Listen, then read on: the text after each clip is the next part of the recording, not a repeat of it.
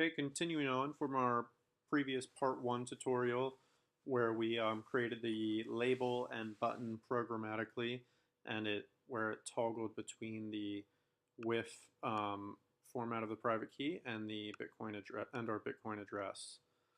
So the next logical, well, the first thing that you usually get when you install a new Bitcoin wallet is a recovery phrase.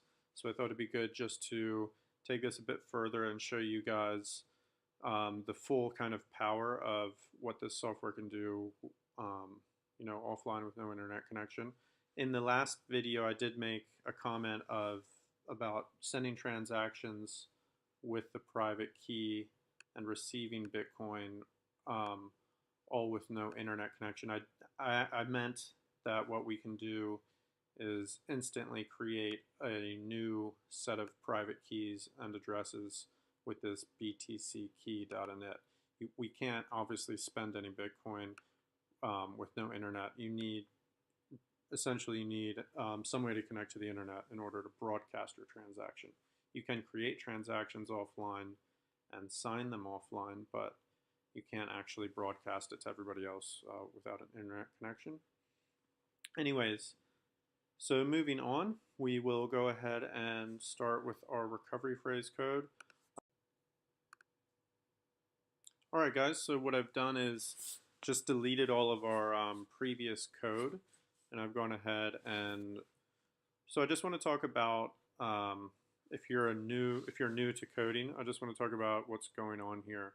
So when the computer reads this file, so whatever code happens in view did load, say all of this happened in view did load, the computer code, it reads it from up down. So it will read everything from the top towards to the bottom, and also from left and to the right. So when we have these if statements, we then would kind of the correct format would be to have one tab in. That's why there's space here between the these brackets, because it's basically it's called a multi-threaded language, and so every time you go in with one of these if statements, you're going into another thread. All right, so it's just worth thinking about that sometime when you can kind of see the flow of the code of what the computer is reading. It's going to start up here, then work its way down, and then also from left to right. Anyways, so what we did previously was we created a private key and an address. A private key is just a really large random number. It's 256 bits of data, which comes to around, it makes it a 76-digit number. So that's like a 1 with 75 zeros behind it. It's a really, really, really big random number. So that's why we can just create them randomly. A keyword being randomly there. If they aren't created randomly, there's a risk that maybe somebody can guess your private key. So the way we produced it there earlier when we just said let key equal btc key dot init, that just uses a code that is in the CoreBitcoin library to randomly create this btc key.init. I don't want to have to go and read everything in the code there and actually just decide whether they're doing it in a random way or not. So I don't really trust them. So we're going to try and make the number ourselves very random. And the only way we can make a cryptographically secure random number in Swift is with Apple's built-in library, which is security. So you're going to have to go ahead and import security. And again, just delete all of our old code except for the class and the view did load. We need to keep view did load here. Right now, view did load is empty. So back to the topic at hand, which was creating random private keys. We want to use the best tools that we have available, and Apple has this built-in security library where we can create cryptographically secure private keys in large numbers. So we're writing a function create recovery phrase. And the first thing we're going to do is write a few variables. So we have variable words, which is just empty. The final product of this function will be a list of words. So we're just going to go ahead and define that there as an empty list. Then we have let bytes count equal 32. Anyway, we want the number of bytes to be 32 on the data. Then our random number is going to be blank as well, and var random bytes equals uin8. Now I didn't think about this, I just Googled this and found it myself on the internet, and it works, and it's open sourced. You can go ahead and just Google this sec random copy bytes, and you can read all about it. So then down here we have if status is equal to error security SEC success, then it goes ahead. So if we get a success message, we'll go ahead and we know everything worked, and we will take our random number and convert it. All that's happening right here on this line of code is we're taking data and converting it to hex, which is like text, numbers and letters. And then if let SHA-256 of data. So here we're using a handy function from the CoreBitcoin library. So you have this BTC data from hex. So we want to get the data back from that hex here. And what we're actually doing is creating exactly 256 bits worth of data. So anything that you put in this BTC SHA-256, it's going to convert whatever you put into it into 256 bits of data, putting it through that SHA function. Again, all of these topics go very deep and get very complex. You can Google that if you'd like, the SHA-256. So anyway, that's our random number in there. We're getting data from the hex, which we defined here, and we're getting the SHA-256 of that just to create some random, truly random data. Then we moving into what the core of what we want to achieve is our 12 or 24 word list. So if it's 256 bits of data, you're going to get 24 words. If it's 128 bits of data, you're going to get 12 words. And entropy, for those of you that don't know, it just means randomness. So let's go ahead. So if let, and mnemonic this is called a mnemonic phrase or a recovery phrase. If you've ever downloaded a Bitcoin wallet, you're probably familiar with them. Anyway, so we have to put in the SHA-256 of the data here as data. This password field, you can put whatever you want. If it's left blank, then there's no password. So what this does is, so what these 12 words or 24 words are doing is allowing you to create instead of doing let key equal BTC key dot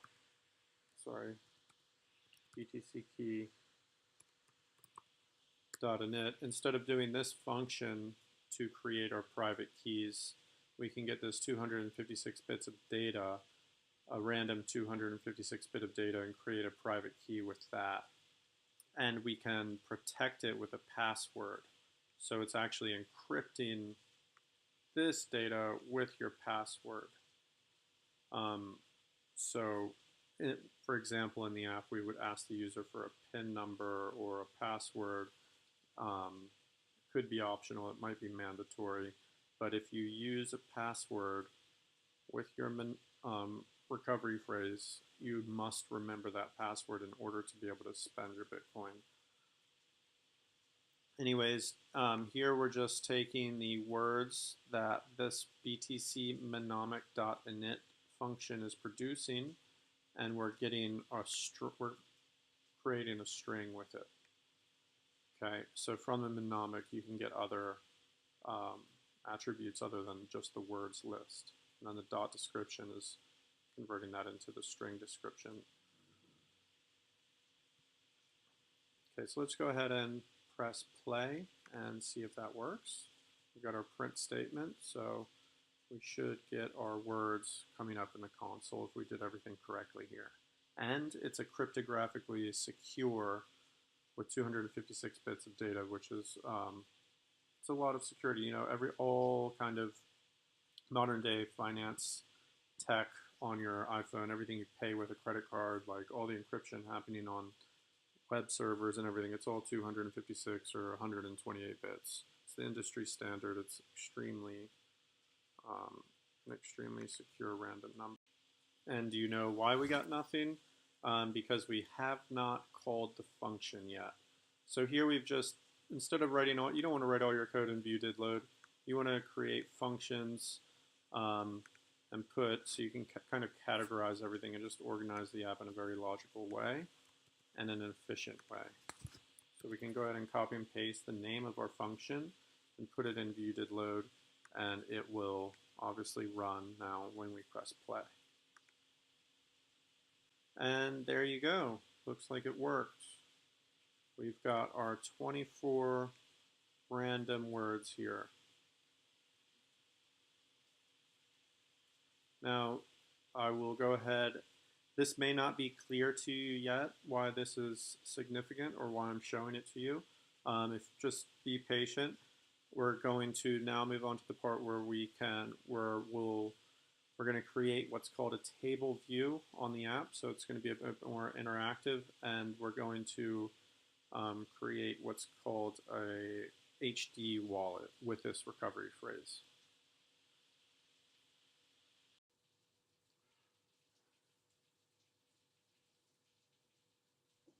Okay, so what we're going to do now is create a table view that allows us to see all of the private keys and addresses that basically what the recovery phrase enables us to do is to create an infinite amount of private keys and public keys. We never want to reuse the same address twice.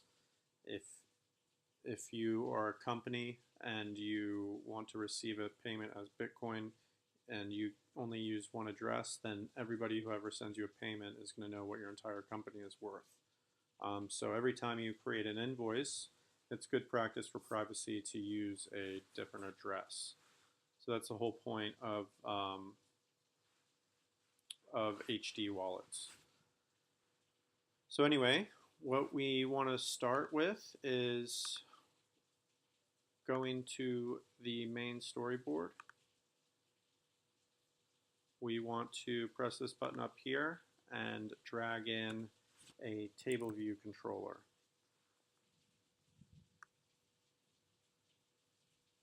Okay, you can also drag in a plain view controller and then, manually create a table with it, but it's easier if we just drag in a table view controller. It kind of just preloads some code in there for us. We're also going to want a way to navigate between our view controller and our table view controller, and the way we do that is with what's called a segue. You can hold Control down on your keyboard and click and drag over, and so this brings up manual segue. We want to show it, and that's the segue there. We can click it to highlight it and give it an identifier. We'll just say, give it go to table, press enter, and we'll copy that. And we will go back to, okay, we can go up here and click File, New, File, Cocoa Touch Class, and Table View Controller. It is a subclass of UI Table View Controller. Next. And we want to make sure it goes into the right directory there with our app delegate and the other view controllers. You can see our other view controller right there. And then create. Okay, this gives us boilerplate code. We're just going to go ahead and go back to our original view controller and write a function. It's going to be triggered by a button, most likely, so let's make it an Objective-C function. And we'll call it go to table. And to do that, we need to do form segue. There we go. With our identifier, which we already copy and pasted from when we created the identifier, go to label. And the sender is going to be self. And then instead of wasting a new recovery phrase, we can just comment that out to keep it from running and put in our go to table. Now, if we run this, nothing will happen. Let's just go ahead and test that.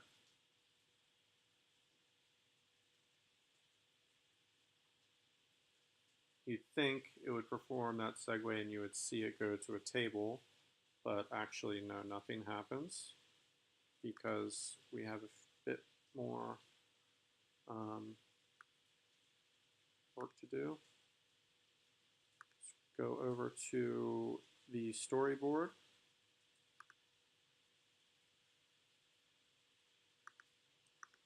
Okay, and again, you want to control. Actually, the first thing we want to do is click here to highlight the table view controller, and we need to link up our table view controller here to this view controller. So we have to click this button and type in the name of our table view controller, which is table view controller. Okay, now those two are linked up. You can open and close this window pane with this button here. So we're in our table view controller scene. We want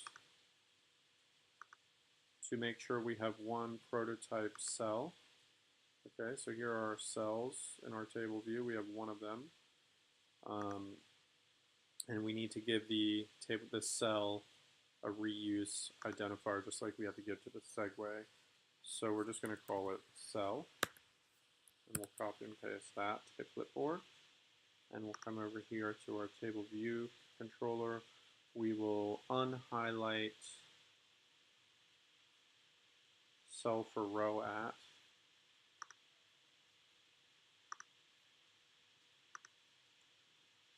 So this is the function. This is like a boilerplate function that helps us out. Paste our reuse identifier there. You can configure the cell. So a cell is each row in the table view. So we can say cell dot text label dot text equals hello world. And here we have things like the number of sections in the table. We don't want 0. That's why, we won't see anything if we have a 0 there. And we can put, this is number of rows in each section. So you can have lots of sections, you can have lots of rows, you can have them dynamically, and obviously this is all happening programmatically too. Okay, so now we're going to go into the split screen. We've got the table view controller on our left, and we want to get the main storyboard here on the right. Okay, the first thing we want to do is go to we have our view controller here and our table view here. We want to hit Control and then click and drag our table view to the left. And we'll call it Bitcoin wallet table. Connect. All right, and then in here you can see when we hold Control down and click and drag and come up here that the data source and the delegate are already set. So we shouldn't, you can also do it here in view did load. You could say Bitcoin wallet table dot delegate equals self. But since we've already got it on the storyboard, just leave it as is. Usually when we have a table view, we put into view did appear, we put Bitcoin wallet table dot reload data.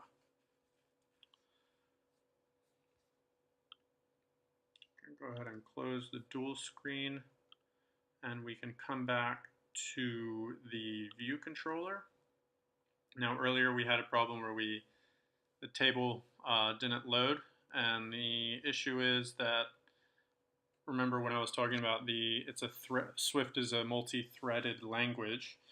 Xcode wants you to use a function called dispatch queue.main.async, and that just makes the action that you're carrying out occur on the first thread, on the main thread.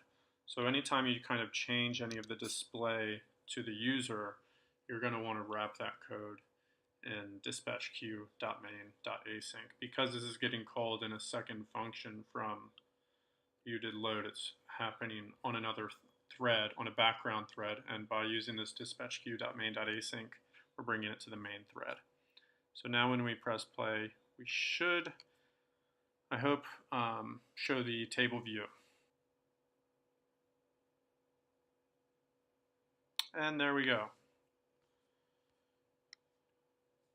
Okay, and I've got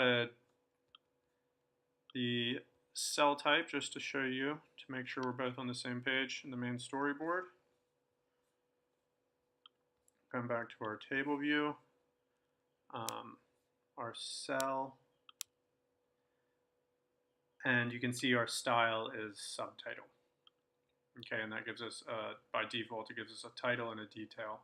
And you can change the text and the font and everything of these labels here, or we can change it. So there we go. So you can change the text here and the font here, but we're just going to leave it at default for now.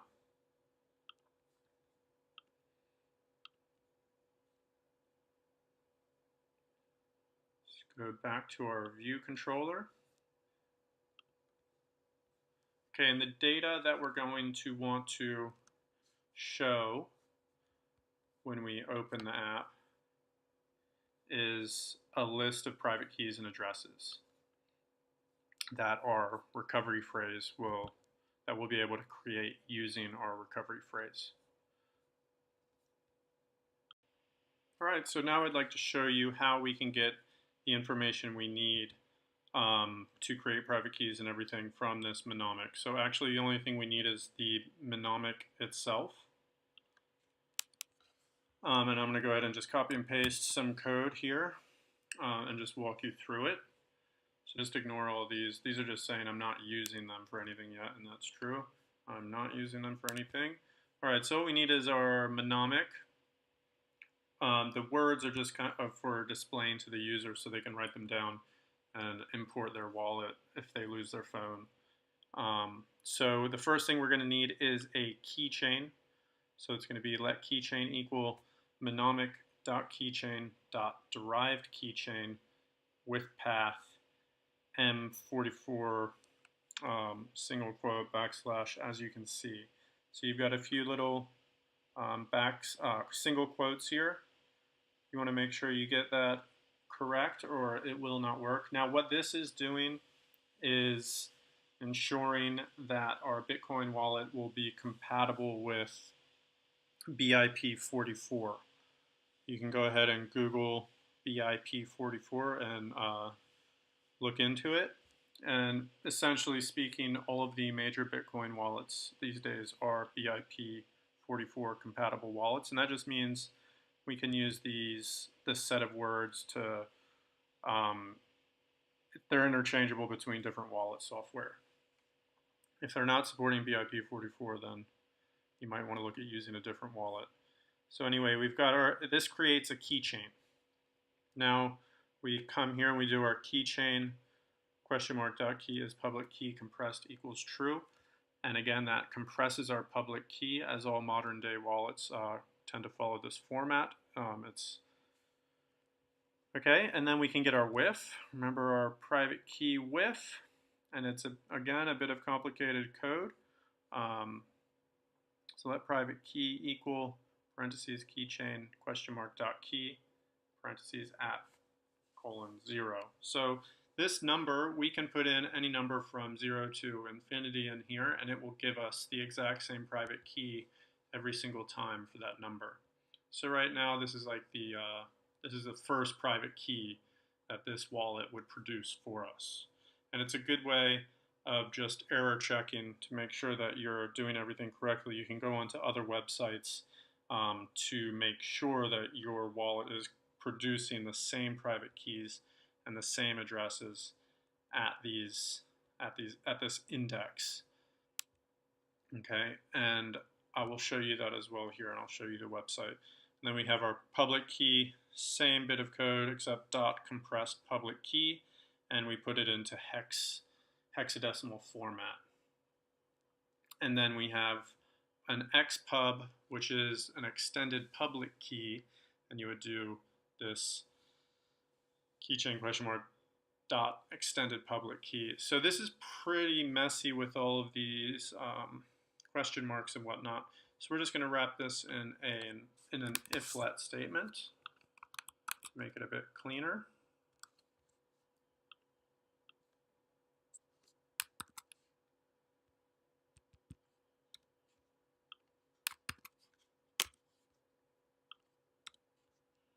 And we should be able to just go down there and delete all of the question marks. Less code is always better. You want to be as efficient as possible. Just that simple if statement, and we're allowed to get rid of a whole lot of ugly code here.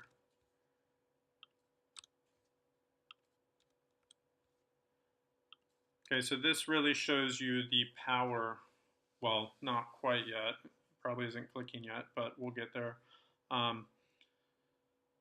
What we'll do is we'll go ahead and make print statements for each of these.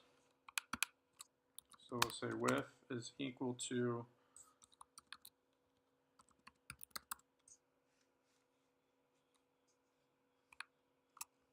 private key width. I don't know why that's not coming up with an auto suggest. Okay, I'm just going to copy and paste that. Copy and pasting is not a great practice, but our width, our address HD,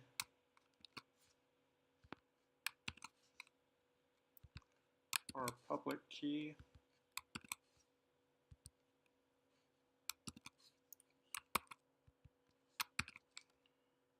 our extended public key,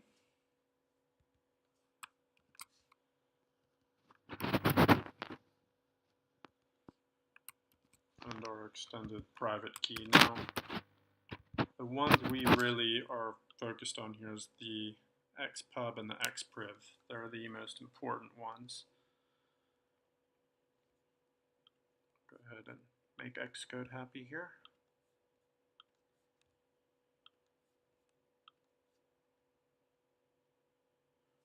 Okay, and same thing with words.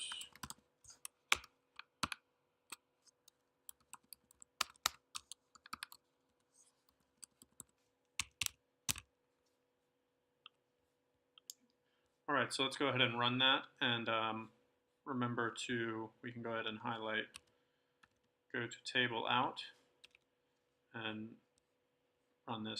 create a recovery phrase instead.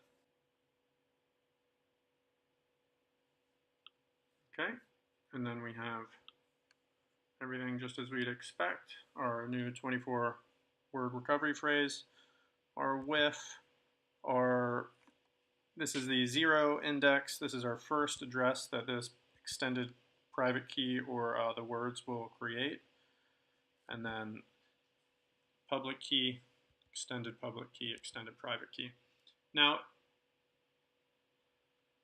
so the way we can get a fully functioning wallet from those words is by using the xpriv. The words, again, are just so it's easy for humans to understand. What this mnemonic is really doing is creating an xpriv for us, and that's what we need to be able to spend this Bitcoin in the future. So you have the extended private key can create an infinite amount of normal private keys and normal addresses, and the extended public key can create an infinite amount of addresses. So the xpub, you never want anybody to get your xpub, but if they did, they likely would not be able to spend your Bitcoin. They would only be able to see all your addresses. Okay, that's the end of part 2. We've successfully created a BIP44 hierarchical deterministic Bitcoin wallet.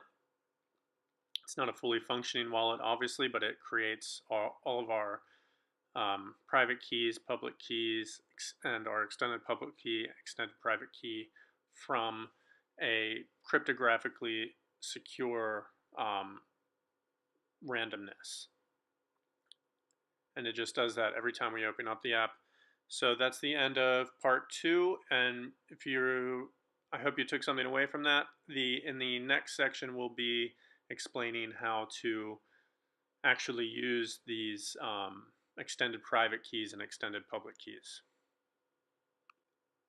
Thanks for watching, and see you in the next section.